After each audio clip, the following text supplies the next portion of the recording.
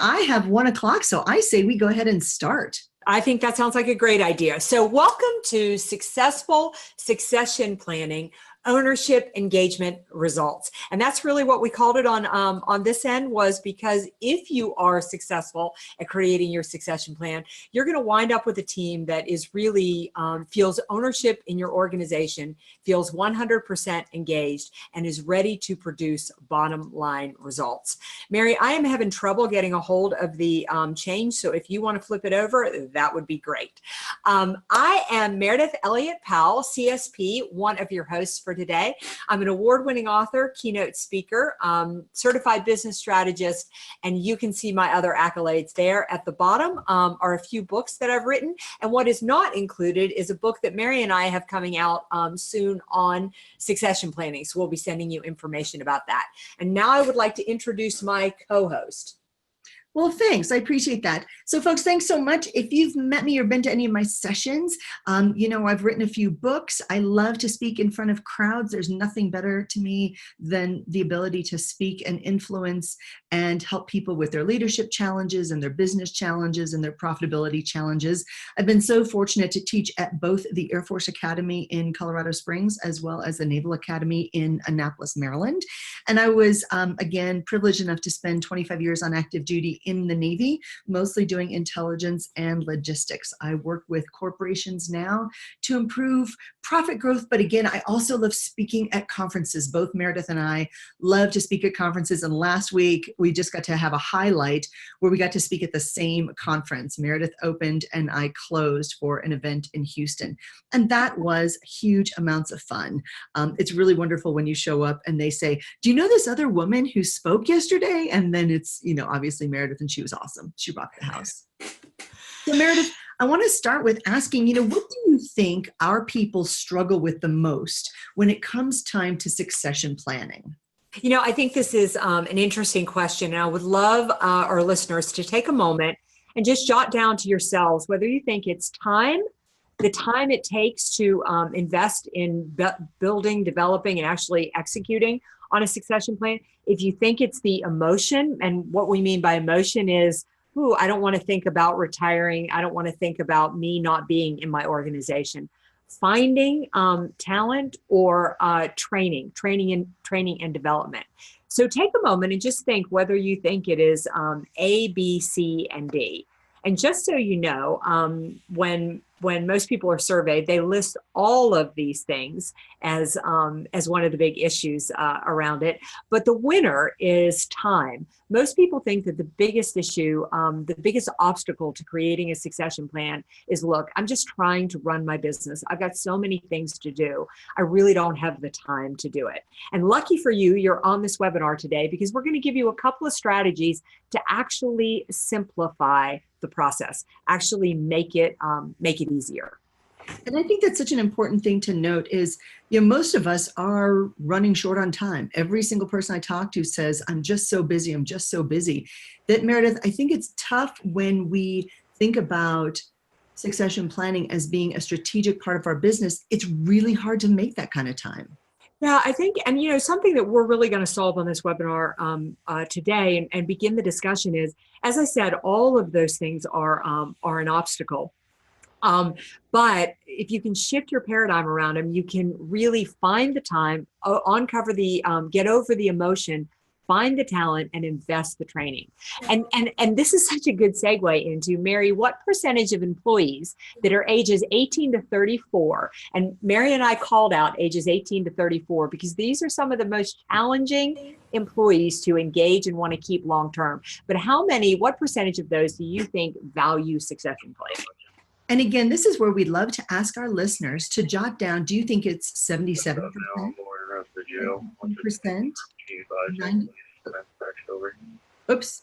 Hey, if you accidentally unmuted yourself, could you just go ahead and mute yourself again if you're listening? Sorry. Because if not, we're going to hear your whole private conversation.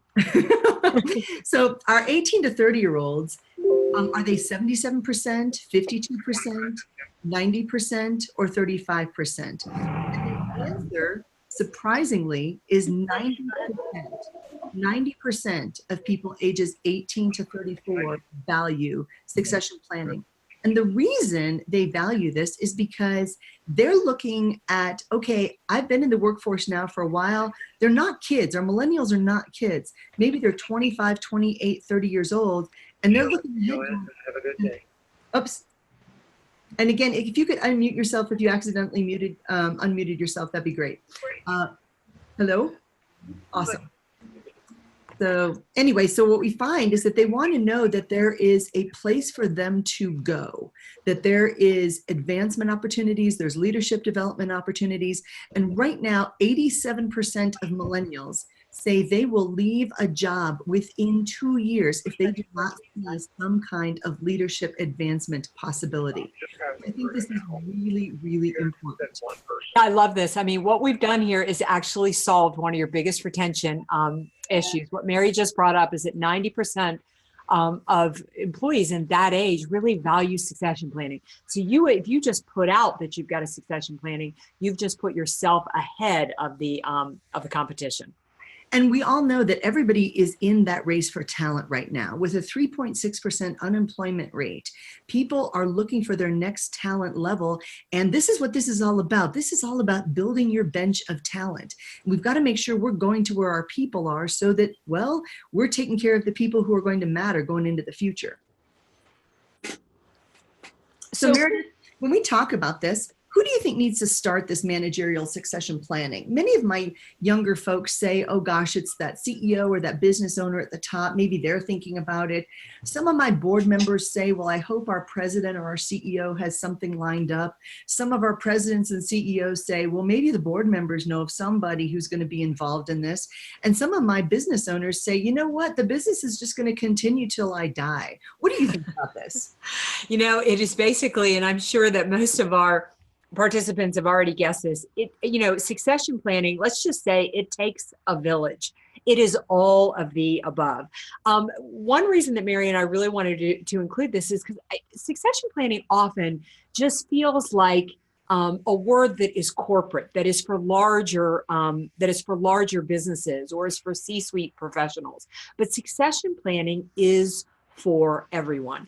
Whether you own a business where you employ 1 or 2 people, if it's family owned, if it's a large corporation, everybody needs to be thinking about succession planning. And if you're lucky enough to have a board of advisors or whomever, it needs to be everybody's job. Everybody needs to be active, engaged, and involved in succession planning. Meridith, why do you think it's so hard for people to be thinking about a time when they're just not in that particular job? Well, I think, one of the things that I think is so challenging today is that it takes a lot just to run a business. I mean, come on, Mary, you and I know that. We're running our own businesses, and you're just dealing with competition. You're dealing with changes in technology. Now we've all got to deal with, cybersecurity. Customers are changing.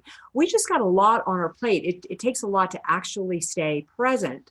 That really trying to think about, thinking long term, I think a lot of times we just don't think that far. I think you're absolutely right. And I want to make sure that people understand that succession planning, managerial succession planning, is for anyone who thinks they might be thinking about retiring in the next 1 to maybe even 10 years. We have to look to the future. And it's not just the person at the top. You might also be pretty happy in your organization, but what happens if your organization gets bought out? You might be moving to another position inside that same company or organization. You might take a promotion. You might decide that there's alternate places in the organization where you'd actually like to work before you retire or before you move on to another opportunity. Many of my executives also say there is an emotional piece to this because baby boomers and Gen Xers, as a rule, tend to really identify with their job a lot. They look at their job as part of who they are. When somebody says, hi, my name is, the next question, of course, is, what do you do? And we're kind of defined by this job. So in some ways, they're worried, our baby boomers and Gen Xers are worried about not only their own emotional issues moving on and not having that identity, but they also are looking around going, nobody can do this as well as me. And Meridith, you and I have talked about this, that when people have that idea, that's a training issue. If you look around and you have not adequately trained someone to take your position, or you have not surrounded yourself with the kind of talent that allows them to step up and step into those positions, then we've got kind of a training challenge. And some people want to leave that organization, and they know that, like in the case of Bryant University, and hi, Katie, I'm so excited to see you here today. Bryant University has some of the best leadership I've ever seen in any organization, especially in higher education. And the legacy you folks have left there and are leaving there is amazing. So Meridith, on the first day of school, when students come in, just for an example, the president and his amazing bride, they drive around in their golf cart and they help new students actually move things into their room. They answer questions from nervous parents. They're really, really fully present. And that's a legacy that they're leaving to this organization that is unmatched. And this, I think, is what most corporate executives really want. And then we look at our business owners and maybe the investors of our businesses. So maybe you started a business and maybe you turned it over to somebody else to run, but maybe it's doing really well and you want it to continue to go really well. But guess what? You kind of think in the back of your head, if I'm not here doing it, it's just not going to go well. So if you don't have a clear successor, especially if you're a business owner, this is something you really have to plan for, because what if something happens to you? What if you do get sick? What if a family member gets sick? What if for some reason you have to retire or leave your work sooner than you thought? The average American says that they think they're going to retire at age 67, but the average American winds up leaving their job before they turn 63. And mostly that has to do with health issues of themselves, their spouse, because they have to take care of a parent or a child. And so this idea that you feel like, oh gosh, if I leave, there just won't be anything left, or maybe there won't be anything to sell. My family business owners and family members who are involved in the business all kind of struggle with this. Maybe it's not your firstborn who really wants to do this. And that comes out of the medieval times where the primogeniture, so the firstborn son, inherited everything. So this is a very old notion, but it still defines a lot of family businesses. And there's some business owners, Meridith, that I think they're tired and they just want to turn over the business to somebody else so that they can retire in a way that makes them happy. They want to fish, they want to golf, they want to spend more time, doing things they really care about. And then you and I both work with board members of organizations who are a little bit worried about what's going to happen when that current CEO, president leaves. And one of the issues there is when people are very loyal to a particular CEO or president, somebody perhaps who brought them into that organization, what's going to happen to those people when that person leaves? Are they going to stick around and hope that they get that next job? Are they going to stick around while somebody is brought in from the outside? Are they going to stick around when someone else from within the organization gets promoted into that job ahead of them when they think they should have that job? There's a lot of issues that come into play when you're talking about even one person leaving. It can have this ripple effect on the entire organization. And board members sometimes worry that their top talent may have opportunities elsewhere. And right now, you and I both know, top talent has options. And so sometimes we know that board members think they've got somebody lined up for the pipeline to take over, but they're not the right people for that job. And as we were talking about earlier, a study came out this morning that said 58% of executives in the CEO positions are gone within 2 years anyway. And they may have looked right on paper for the job and they may have looked like the perfect fit, but they don't last 2 years. So board members worry that the people they're selecting for the top positions are not the right fit and they're not going to stick around. So board members are worried right now that they have the right talent needed to move the organizations, and by organizations, I'm talking schools, companies, nonprofits, everything, move the organizations forward to make sure that we've got the right talent. So Meridith, if you're thinking about this, where do you think people should start by building their plan? I think that there's a couple of things that you said that I think are so valuable that I don't want to miss these points. And number one is, we always think about succession planning is, what if I got sick? What if I died?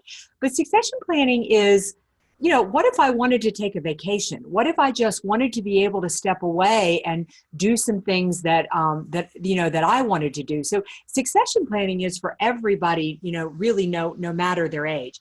And in essence, succession planning, in the world of uncertainty, succession planning is the way to create certainty in a world where everything seems unpredictable.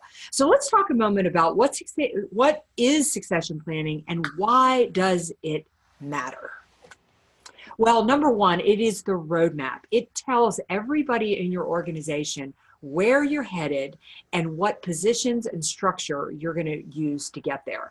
Number two, it's valuable to your talent. It tells you what talent you've got, what talent you need. As Mary has said consistently in this, it is one of the best ways to retain the talent that you've got. I can't tell you how many organizations we have either worked with or worked in where the executives or the leaders were talking about the talent and the future that they saw for them, but they never communicated it to the individuals. And if you don't have a succession plan that is out there, that is intransparent, if people don't know they have a future or the possibility of one, they're going to move on. Customers, we don't think about customers when we think about succession planning but it's how customers are sure that that there is going to be a future for them. Think about a doctor that you've gone to, or a lawyer that you've used, and as they start to get a little bit of age on them, you start to worry: will they be there long term? If they've got somebody coming behind them, you're more likely to stay long term. Brand succession planning has so much to do with your brand. You don't want your organization to be so dependent upon one person that when that person leaves, the customer service or the experience that people have there changes. It provides consistency. It makes people feel safe and gives them peace of mind. Like, succession planning sounds sometimes like a burdensome thing, but it is one of the most powerful things you can do for your organization to make customers, employees happy, and your bottom line solid. So Mary, why is it strategic? Well, I'm so glad you mentioned the issue about customers, because I think I shared with my group this week. I was so fortunate to work with the National Apartment Association. And one of the things I talked to a few of the execs about was, I shared with them that when I was 21 years old, I knew I needed to be smart about my personal finances. And so one of my bosses had kindly set me up with his financial planner, a lovely man about 60, 65 years old, who gave me very generously an hour of his time. And he explained to very young and very dumb little Mary all kinds of issues that I need to be thinking about for my financial planning. And I said, this all sounds great. I said, my only question is, I'm going to be giving you 10% of everything I make every month. What happens when it's time for me to retire? Where are you going to be? Because I'm looking at him thinking, you're not going to be around. And he said, oh, don't worry. I'll have somebody who's going to take over for me. And that made me very, very nervous. And I didn't feel like I could invest with him because if he wasn't there to answer the phone, what happened to the accounts? I had no idea. And it was kind of clear to me that way back then, he didn't really have an idea either. So succession planning is really strategic for any kind of business continuity as well as growth. And we have to look at it that way, that it benefits not only the people who are in that transition phase, but also the current as well as future employees. When you show up at an organization, it's great to know that they say, you know what, in 2 to 3 or 5 years, we see you in this position, or there is an upward migration trend in this organization, that we have good fits, good corporate fits for the people who come here. For companies like Zappos, where people get hired there and they stay forever. Or for, as Peter Drucker said, culture beats strategy every time. That culture and being able to fit in the culture is so critical that once you find the right people, why wouldn't you want to keep them? So one of the things I think we want to talk about is the leadership competencies that people are going to need moving into the future. And the fact that as we look at our employees right now, both future and current, we have to look at the leadership competencies that they're going to need to succeed not only in the job they're in now, but also in the jobs they're going to be ideally taking over in 1 to 3 to 5 or 10 years. And as you said, a lot of this hinges on great communication with the team. And what's interesting to me is how many, and Meridith, you and I've seen this in the organizations we've worked with, that sometimes the people at the top, that top level, maybe that top 1 or 3 or 5 people, they oftentimes don't tell the other people at work that they're thinking about taking time off or retiring. For some reason, they feel uncomfortable telling their team that they're going to leave them. And I find this so interesting because it creates a problem with transparency. Everybody knows nobody's going to be around forever, but without that good communication, people have this uncertainty idea, and people do not do well with uncertainty. So we also want to make sure that people understand there is a career for them, that current and future board members understand what is going to be required of them in this transition place, as well as, again, the clients and customers. And just to wrap up my story, I wound up going with a larger firm that had a team of people who were financial advisors so that I was assured of continuity and security when it came time to my investments. So when we talk about succession planning, a lot of it hinges on where do we find talent? Where do we find people? Who do we choose? How do we do it? Yeah, really. How do we get them? I mean, talent it's really the backbone of it, right? When we go in and we consult and we really talk about succession planning, one of the biggest things we talk about first is that number one is you need to build your avatar. Now, what is an avatar? An avatar is your perfect leader. I was just working with one of my clients on this just this morning. And what we were talking about was she's getting ready to do performance reviews. And part of her performance reviews, she's been challenged to choose her successor.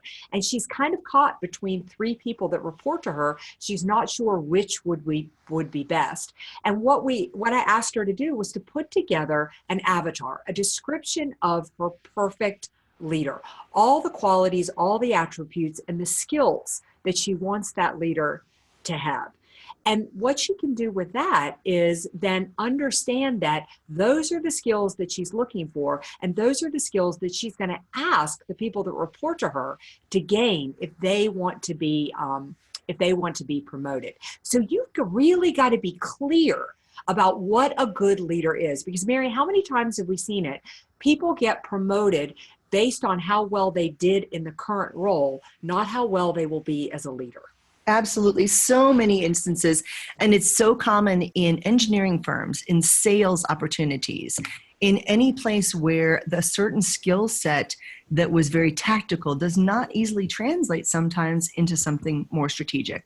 Yeah, so you've got to get really clear on what you want the leader to look like in your organization.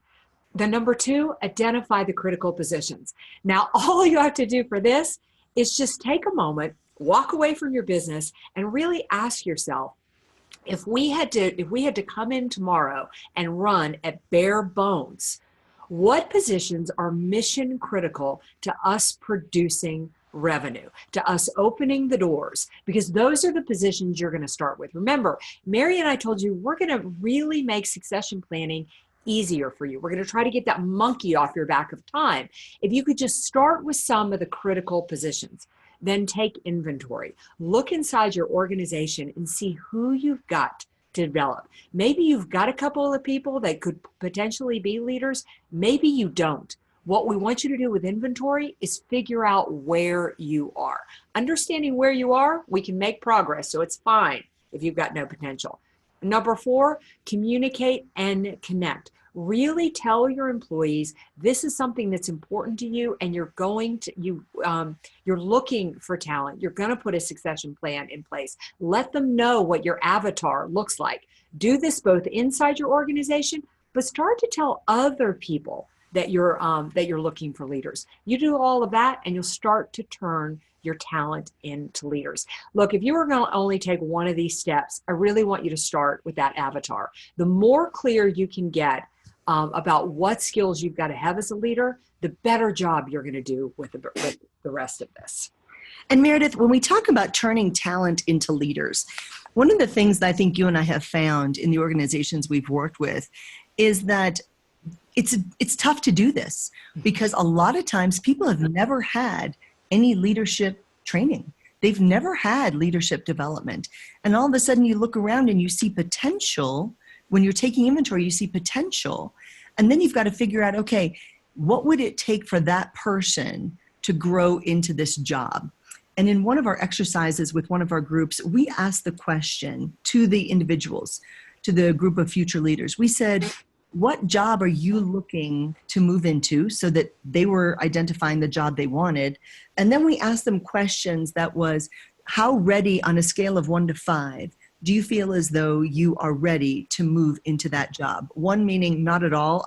There's no possible way anytime soon. 5 is, I could step into that job tomorrow and feel really comfortable.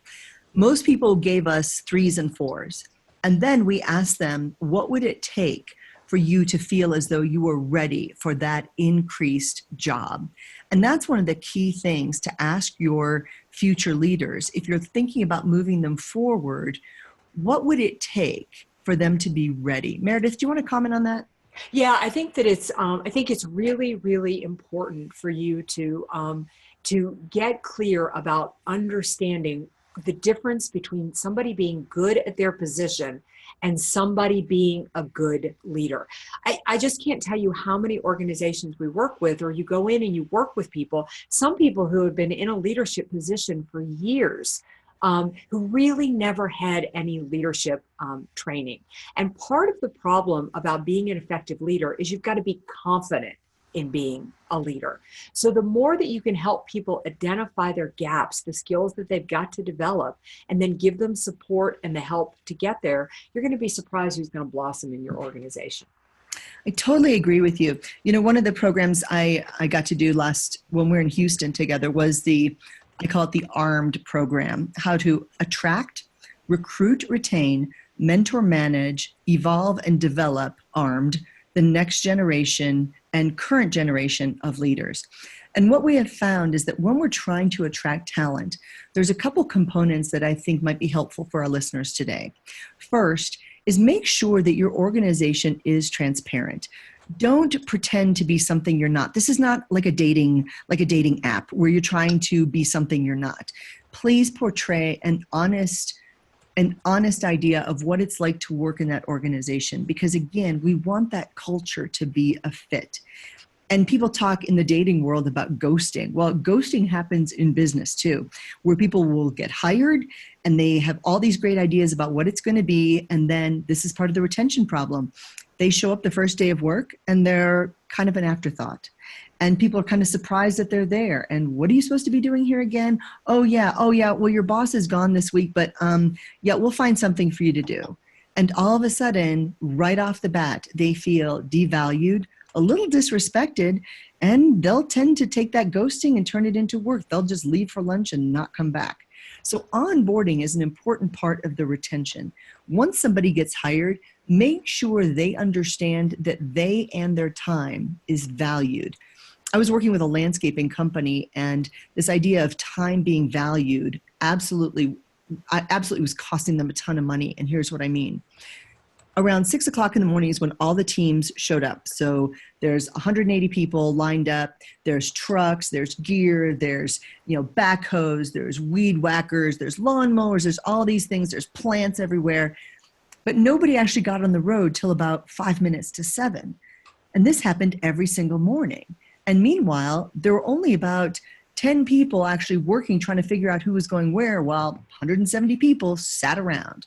And when they were sitting around, what they were doing is, well, they were eating breakfast, they were having their coffee, some of them were smoking, a lot of people were on their phones, some people were playing cards, but they had to be there at 6 o'clock in the morning. So what that organization was teaching those people was, we don't value your time, so you can waste your time, whether it's on our dime, it doesn't really matter. We were teaching people to waste the company's time. And so how we fixed it was we got all the leaders together and said, hey, some of the stuff that needs to happen the night before, the washing of the trucks, the gassing up of the trucks, the loading the right trucks with the right gear to head out with the right team in the morning. By the time people show up in the morning at 6 o'clock, they should be on the road 10 minutes later if everything has been done the night before. And all of a sudden, we started to see huge profitability increases simply because we valued people's time. And we also started to see them paying more attention to their own time when they were on the job. So again, people give us their most important resource, which is time, and we need to value that. And then part of this retention and attraction that matriculates into future leaders is how well we mentor and manage them once we get them. And so in the military, you know, I've got this military background, that we're expected to grow people for their next job. That once they leave us, 2 to 3 years is the average military tour, whether it's Army, Navy, Air Force, Marines, Coast Guard, 2 to 3 years is pretty much it. So you only have 2 to 3 years to get someone really comfortable in their job and then help them grow and groom them for their next level of responsibility. And it's incumbent upon you, their leader, to make sure that happens. And if you don't do that, you can actually expect a phone call from one of your peers that says, hey, we just got this person over here, and what have you been doing over there? Because they're not ready. They're not ready to step into this position, and they hold you accountable for doing that. Now, in the civilian world, your competitors are not likely holding you accountable for, you know, the person they hired away from you. But you're still expected to mentor and manage the people you have. Now, some people do worry about that. And they say, you know, but if I really train my people well and I mentor them and all of this, you know, what's to stop them from going to the competition? Meredith, do you want to comment on that? Yeah, I think that it's, I think that I'm trying to think of the saying that, that Henry Ford used to say, something like, you know, you shouldn't be concerned of whether you train your people and they leave. Your biggest concern ought to be that you don't train your people and they stay.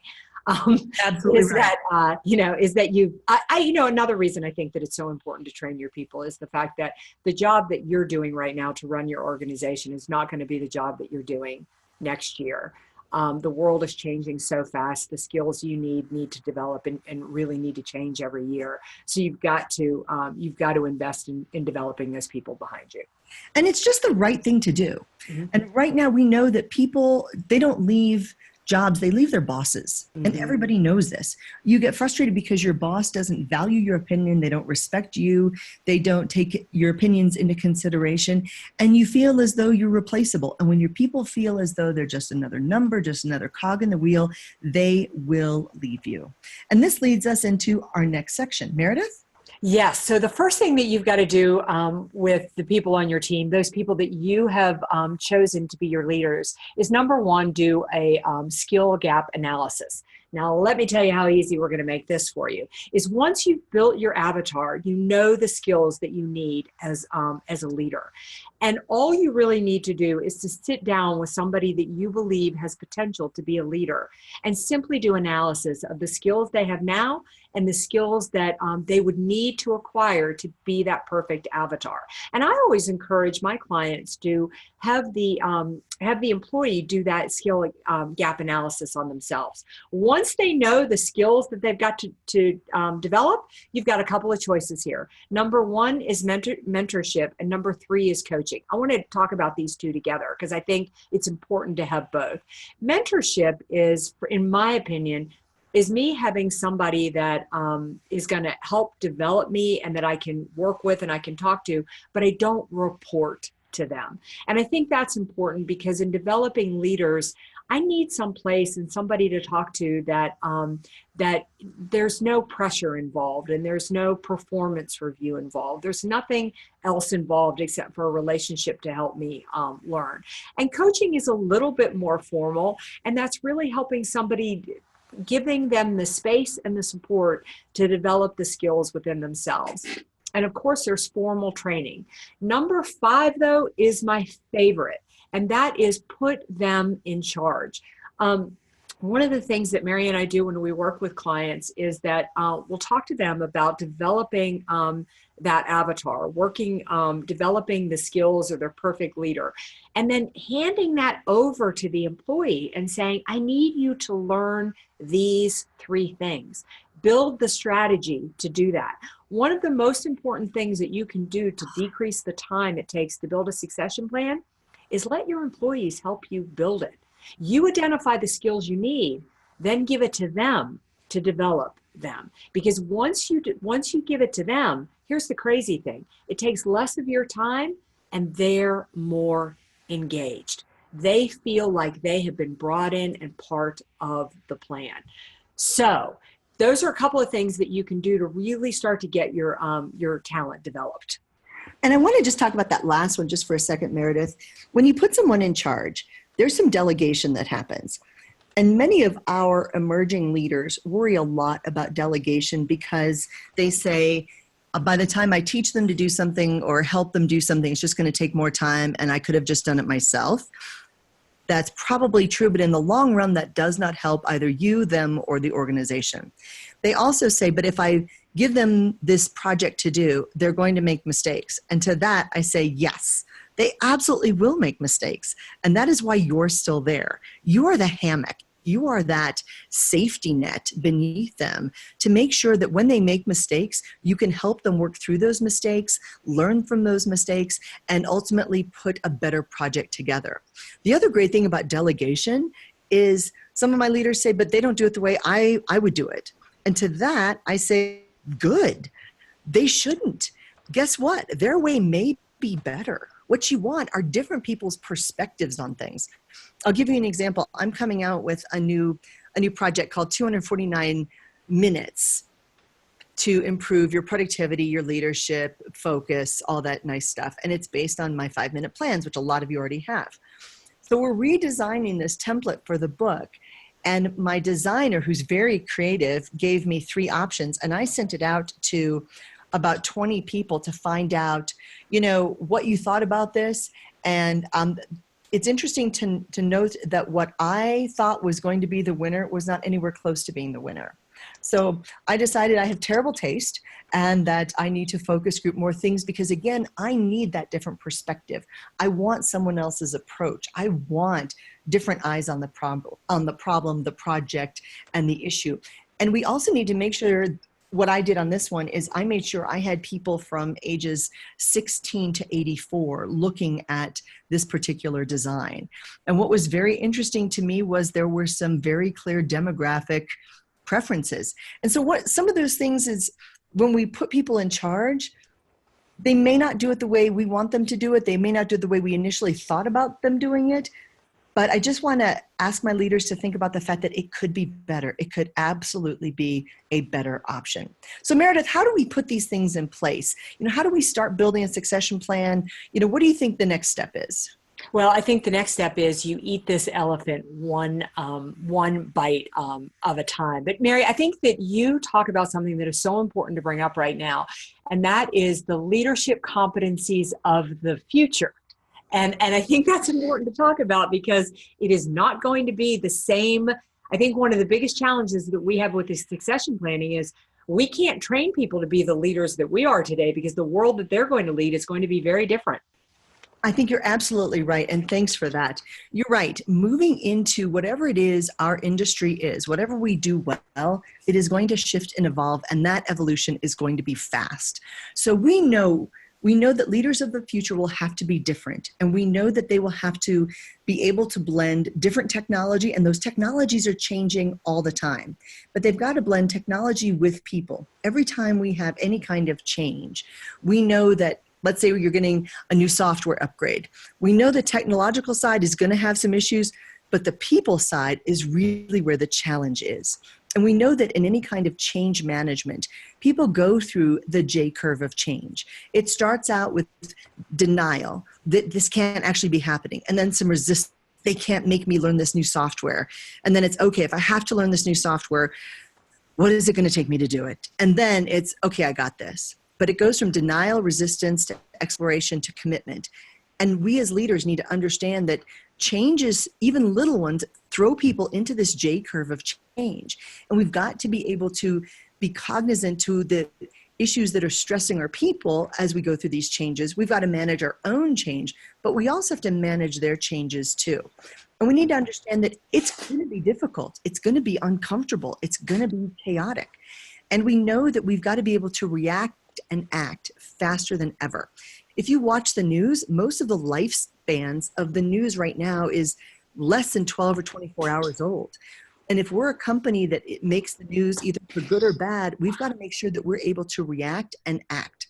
And we have to be able to lean into what's going to happen next. So some people who are not good with change, who don't want to think about strategic issues, who are very comfortable in status quo, they may not be the best possible leaders of the future of our organization. So what do you do to really get started? What do you do to begin your succession plan? Well, everybody should have a big sigh of relief right here, is because you need to start small. Mary and I are such advocates of the fact that succession planning doesn't have to be this big, complicated, process. You can start with one position. You can start with 3 positions. If you want to pull the trigger and do a big group, you can, but you don't have to. You don't have to back up every position right away. So the most important thing is probably to start small. Then again, talk about the critical positions, just like we did before. Just take some time and really think about, if this person left tomorrow, if this position wasn't there. It could be somebody who's aging towards retirement. It could be, I'm working with an organization right now that we're building a successor for somebody who's in their 30s. Because this person is critical to the revenue generation of the organization. And then backfill 3. Take on no more than 3 positions to really get started as you feel your way through succession planning. Create your avatar and create something called a criteria for advancement. You know what, Mary? We didn't include this in the freebies, and I'm going to throw it in as an extra bonus. You need to use this for talent engagement. You need to use this for development of your leaders. You need to use this for succession planning. But it's a tool that I developed years ago when I worked in corporate America, and it was a list of things beyond skills and experience that our leaders had to have if we were going to consider them for another position. Mm-hmm. Things like they had to show us examples of being a team player. They had to show us examples of where they developed other people. They had to excel in their current role. And it went on from there. But the beauty of it was, just like I talked about before, is once we developed that criteria of advancement, we just handed it to people at performance review time, and the monkey was on their back to develop those skills and show us that they exuded that and were ready for leadership. You do that, you're going to get a domino effect. You're going to have leaders throughout your organization. So this is an afterthought. Like I said, we hadn't included that, but we will now. I love that, especially because, many times our employees don't realize that they're being looked at. Yes. They are being considered for higher responsibilities and more jobs, and obviously a pay increase as well. And I think it's really important that we give them, I think we owe it to them as leaders to give them the communication, the feedback, as well as the encouragement to move forward. It should never be your choice whether somebody moves up in your organization. It should never be your fault that they don't. Your job as a leader is to get very, very, very clear on what it takes and what you're looking for to run your organization. Then share that information with everybody, and whoever steps to the plate, that's your succession plan. That's right. So, and the 3 actions that people can take right now, you talked about creating that avatar. Mm-hmm. Choose 3 positions and empower those candidates. So listen, this is as easy as you can start the succession plan today. Take some time tonight and create your avatar. Write down that perfect leader.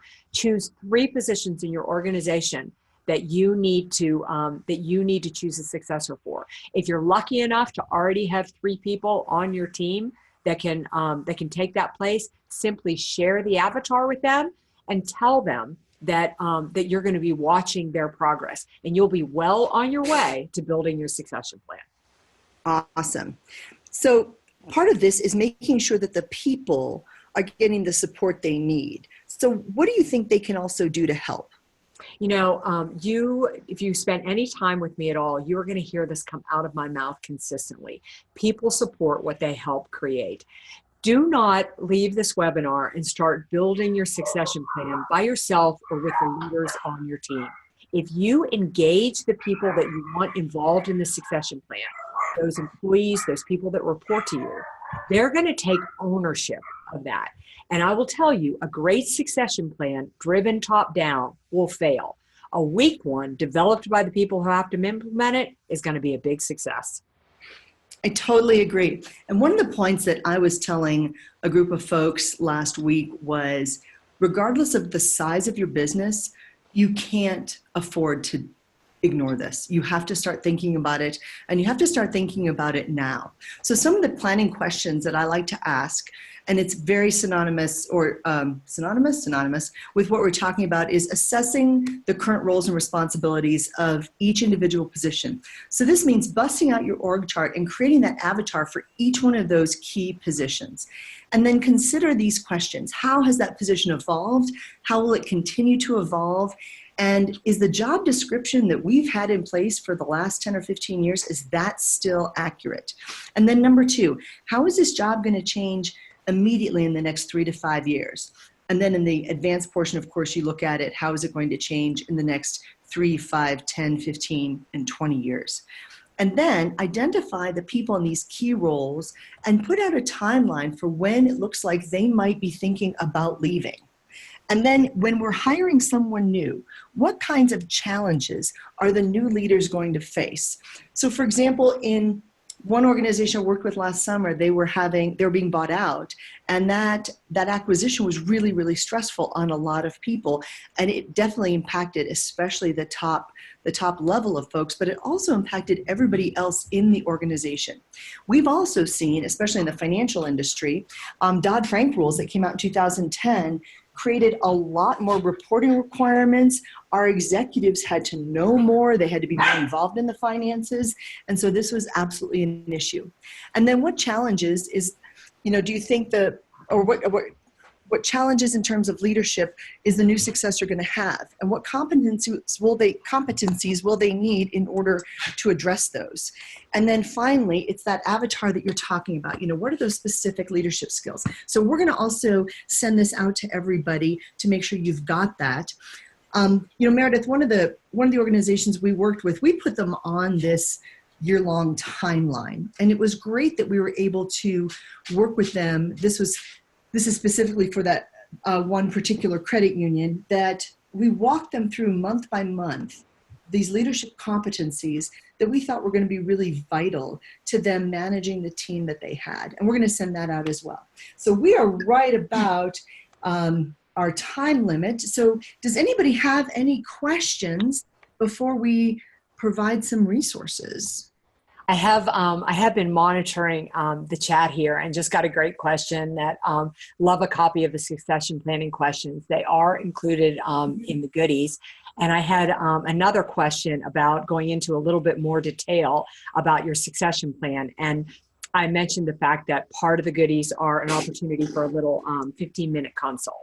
Oh, you bet. So let's get to the goodies. So first, we love to give stuff away. Love it, love it, love it. And one of the things we want to make sure, we're so committed to getting organizations there that we know that you might want to talk to one of us, offline, privately. So you can actually get just a consultation with either one of us. And the gal who's scheduling this, her name is Jen, and she is at jen@jenlawrenceadmin.com right there. And she will schedule one of us, whichever one you want. It doesn't hurt our feelings if you like one of us better than the others. It really doesn't hurt our feelings. And so she'll schedule you for a consult with us. And at this URL down there where it says tinyurl.com/Y693 D8NR, if you're just listening to this, that will give you the link to the place where you have an assessment, where there is the succession planning questions, where there's a leadership competencies, and where you can review the slides that we talked about today. So there we are. That's information to get in touch with us. Our websites, our phone numbers. You can also follow us on all of the social media sites. And we just can't say enough how grateful we are that you joined us this afternoon and that you took time away from your schedule. We would love to address your individual concerns, so please contact Jen to schedule us or send us a note directly. We would be more than delighted to answer those notes and get back to you. And for everybody who signed up for this, we are going to send you the recording of this as well as the slides and everything else. So Mary, can you check the chat room to make sure that we're not missing anybody? Okay. Yeah. Okay. What's the best way to help leaders understand that leadership competencies needed for, what's the best way to help leaders understand the leadership competencies needed for leaders in their organization? You know, I'm going to answer that and then I'll swing that back to Mary. But the best is to clearly define them and then share them consistently.